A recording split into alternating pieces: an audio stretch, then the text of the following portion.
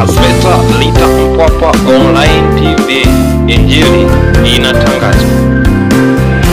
Simama kwanza kwenye kiti chako, naona tumepoa. Simama kwenye kiti chako, mguse jirani yako, mwambie karibu ibadani. Pengine alikuwa anakaribia, unapomwambia karibu ibadani, mwambie atoe mawazo huko nje, mwambie aweke mawazo huko ndani. Haleluya. Bwana Yesu asifiwe. Geukia na jirani yako wa nyuma, mwambie karibu ibadani.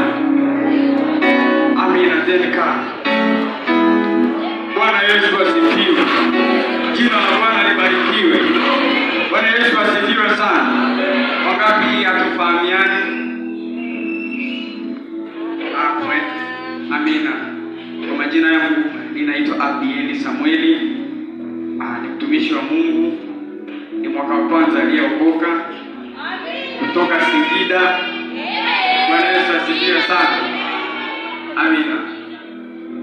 Nitaomba kwa ajili ya neno. Baba, ninakutukuza Mungu mwenye uweza. Ni wakati ambapo mwanao nikisimama mahali hapa kwa ajili ya kunena neno lako. Nakumbuka Bwana ulivyofanya kipindi kile, ulivyookoa wale watu na kutenda uaminifu. Ninaamini hata sasa Bwana bado upo.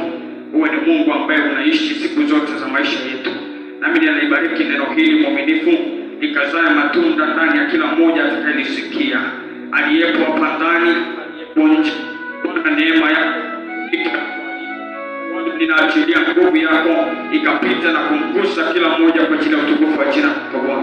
Amen. Jina la Bwana libarikiwe. Amen. Mimi ni mwalimu lakini pia ni mhubiri. Amina. Kwa hiyo yote kwa pamoja tutaenda. Kama andika tumaini jipya kwa wanadamu.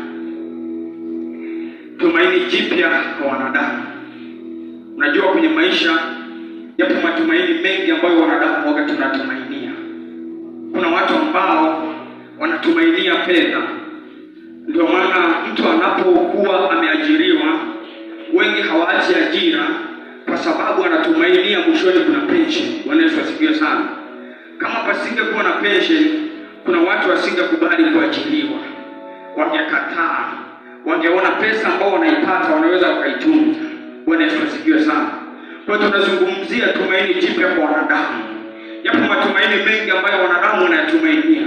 Kuna wengine wanatumainia fedha, wengine wanatumainia wazazi wao, wengine wanatumainia walezi wao, wengine wanatumainia wachungaji wao, wengine wanatumainia manabii wao, wengine wanatumainia vitu mbalimbali. Lakini siku ya leo tunataka tulizungumzie tumaini jipya.